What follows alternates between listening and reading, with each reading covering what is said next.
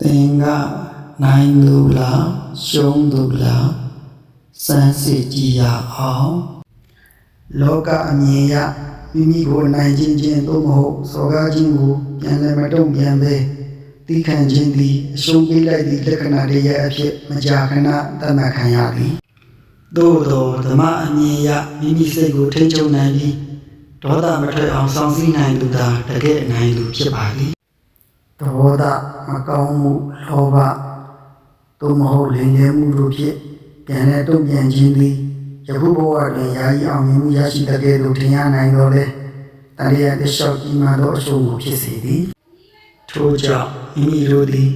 စိတ်ကိုအမှန်တကယ်အောင်နိုင်သူများဖြစ်လာစေရန်ခံပြီးသီးခံခြင်းစိတ်ရှိခြင်းမေတ္တာချစ်ခြင်းမေတ္တာဒါနစွန့်ကြဲပေးကမ်းခြင်းနှင့်